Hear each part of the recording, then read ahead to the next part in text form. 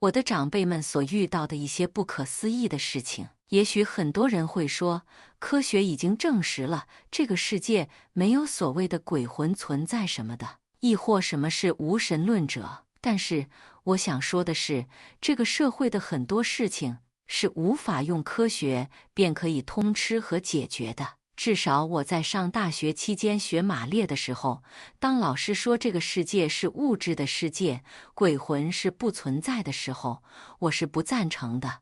这个事还要介绍我一下所在的家乡——湖北省秭归县。想必这个地方很多人都不陌生。是的，伟大诗人屈原的故乡。而我的家乡就在秭归县最偏远的梅家河乡。至于有多偏远，举个例子，从秭归县坐班车到梅家河乡需要4个小时的车程，而我的老家就在梅家河乡的一个小山村里，四面环山，山高林密。如今我们那里的很多地方都像原始森林一样了。农村山多树多，人死了之后流行土葬，村民之间喜欢串门，如此一来，造谣中伤的事情也时有发生。村民之间因为一点琐事打架，甚至喝农药，这样的事情在我们那个村子也屡见不鲜。而我和我的老表则有幸遇到了这么一件事，一件我们这辈子都无法忘掉的事。那时候我和我老表还在我们村小学读3年级，老表比我大9个月，都是87年的，关系很好，在一起玩耍得很开心。记得那是放暑假的时候，我姨妈，也就是老表的妈妈，去武汉玩了。因为我姨父在武汉汽修厂修汽车，于是就让外婆来帮忙看下房子，顺便照顾下老表。而因为我和老表的关系很好，外婆就让我下来和老表玩，她做饭给我们吃。有一天晚上，我和老表吃完外婆做的晚饭后，就在屋里看电视。过了一会儿，老表要上厕所，我说我陪你去。我想在农村长大的孩子们都知道，晚上在农村上厕所其实是一件很随便的事情，因为农村人家的很多茅房都建在房子的后面，比较偏僻。晚上胆小的人基本都选择直接出门，站在道场边沿就开始放水了。我和老表也不例外。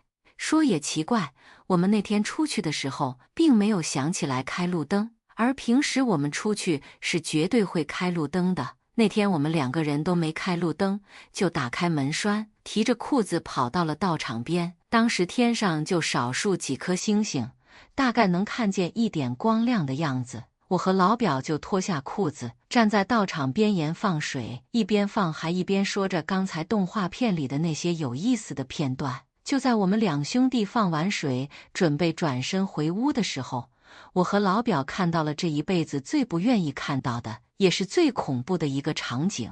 农村的孩子都知道，南方农村的房子高度大概在4米以上，屋顶比较倾斜，是为了方便雨季泄雨水。房子都是面山而建，一条沟渠路贯穿老表家的左面和右面，右面是一个斜坡，左面是一条小沟渠的石头路子。就在这时，从右面的斜坡上，我们看见上来了一个高大的黑影，不，准确地说是一个高大的人。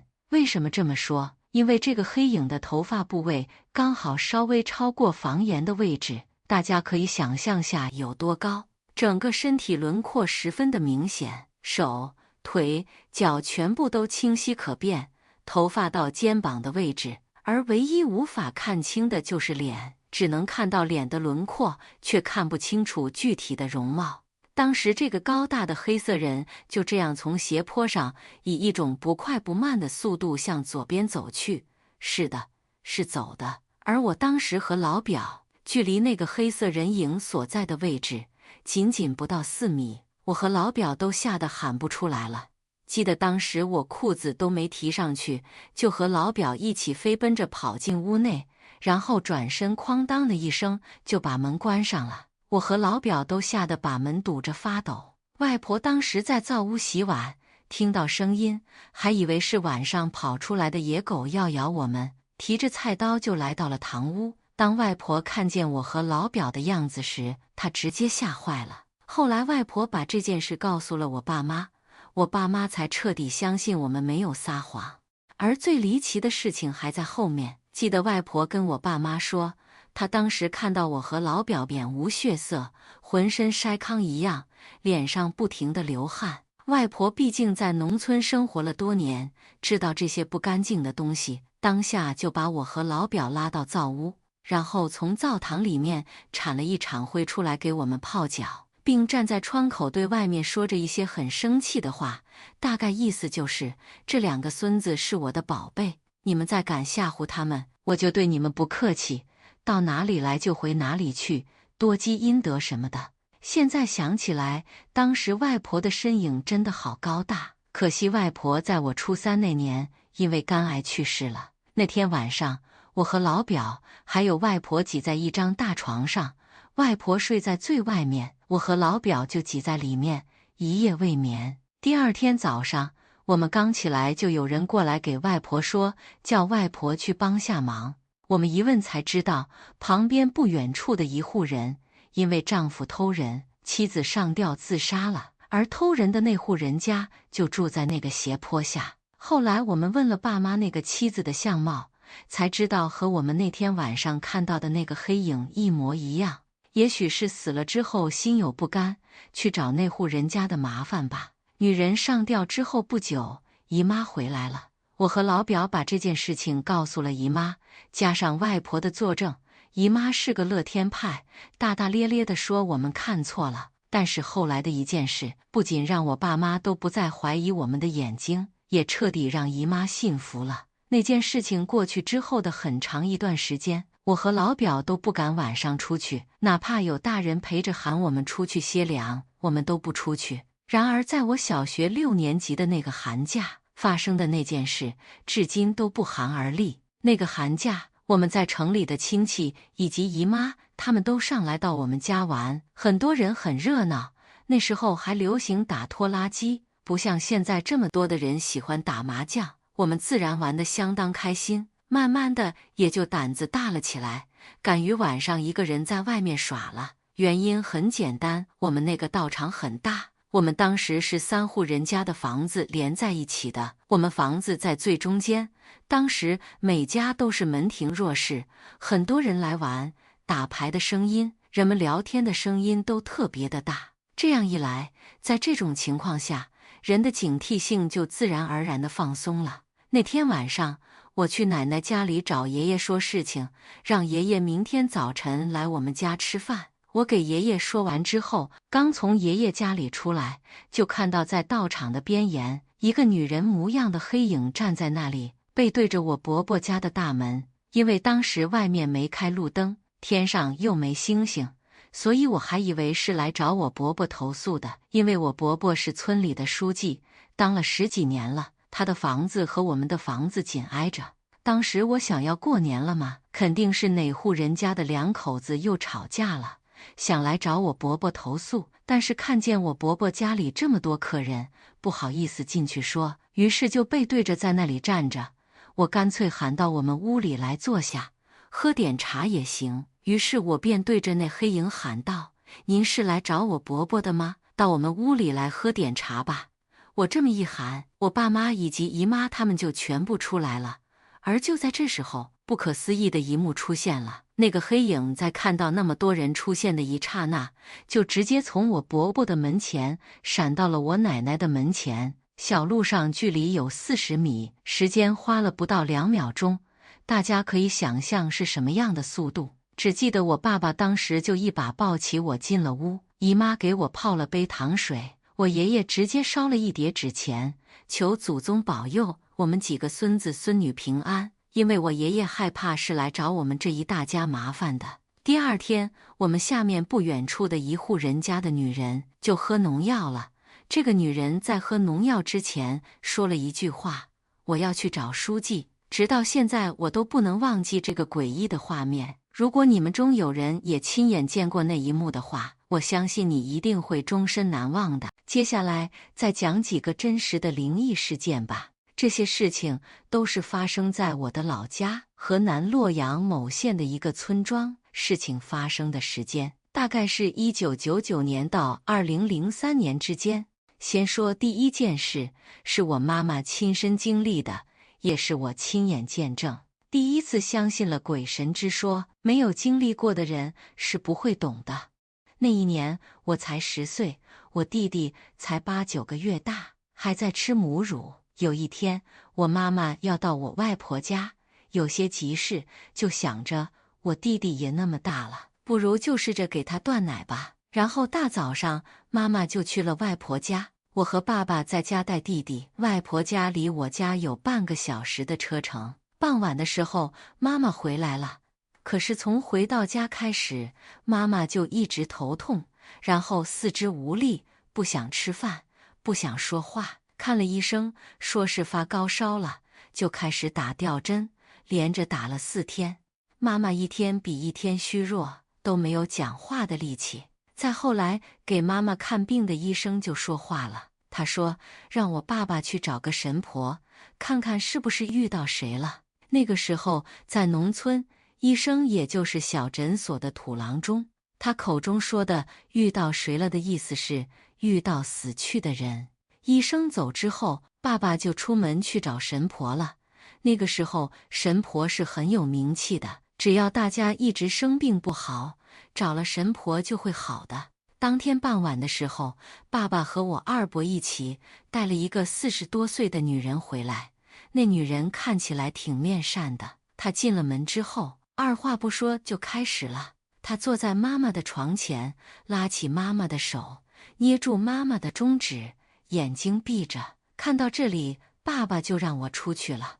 后来神婆走了之后，听妈妈说，神婆说我妈妈是碰到我二姨了。我二姨去世的早，32岁。神婆说她看到我二姨穿了一身白色的衣服，坐在一块大石头上面在哭泣。据神婆说，是我二姨知道我妈妈今天给我弟弟断奶了。小孩子断奶的时候好可怜的，她觉得可怜，就说了我妈妈几句，说某某那么小，你就给他断奶，看他哭得多可怜啊。说了之后，我二姨就后悔了，因为神婆说死去的人不能和在世的人说话的，不然在世的人就会一直生病，而死去的人也会一直待在你家不能离去。所以我二姨觉得自己害我妈妈生病，就坐在石头上哭了。神婆说了个破解的办法，当天晚上我爸爸就照做了。那个时候我家院子里有口井，北方人都吃面食的。晚上我爸爸做的鸡蛋肉丝面盛了1碗，放在井边上。等我们大家都吃完饭的时候，爸爸才把碗收回来。至于那碗面条是倒掉了，还是给我妈妈吃掉的，我不清楚，没有记忆。之后，爸爸在我家大门口只走10米远的地方烧了一堆纸钱什么的。小时候也没觉得害怕，就觉得很好奇。结果第二天早上的时候，我妈妈就下床走路了，满面春风，很精神的样子，而且说话声音也很响亮了。这是第一件事，我自己亲眼见证的。从这以后，我就开始不得不相信神婆的力量和死去的人也存在着这种说法了。第二件事也是发生在我家里人身上的，是我二伯，也是同一个神婆看好的。那个时候，农村人都在种田，田多的时候忙起来，早的时候早上4、5点就下地了。我二伯是有一次下地干活，回家之后开始头痛，他的头痛很严重，疼的时候在地上打滚，也上过大医院看病，都没检查出什么毛病。于是就请了那位神婆，神婆看了之后说，是我二伯下地干活的时候，有一个神仙在打猎，二伯走得快，刚好被箭射中了头部，不是神仙要射我二伯，是我二伯走着自己撞到箭了。那神婆说要去求神仙，我们村边上有一座庙，算起来是个挺小的庙，不过大家都说这个庙很灵的。我们北方人过年过节会炸麻叶，花椒叶、面鱼等一些面粉弄的食物。不知道有没有洛阳的，方言应该听得懂吧？普通话不知道怎么说。总之那个年代过年过节都会油炸这些，算挺丰盛的。那天晚上过了12点，那个神婆就带着我二伯和一篮子麻花、水果、瓜子、花生什么的去庙里了。那个庙我经常和村里的同龄人去玩，那里有好多间房间，每个里面都有好大的泥像，有2米多高，用泥巴做的泥像再涂上颜色。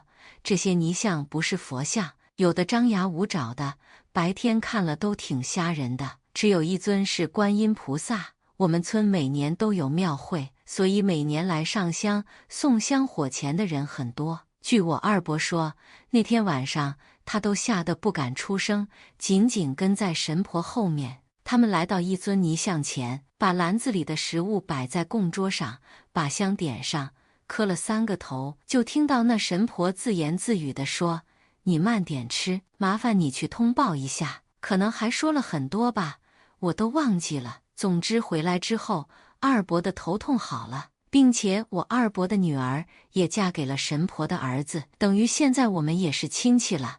他们都说神婆是阴阳眼，有天眼的。我现在也结婚生子了，我们家和二伯家都搬出了那个村庄，现在都住在城市里。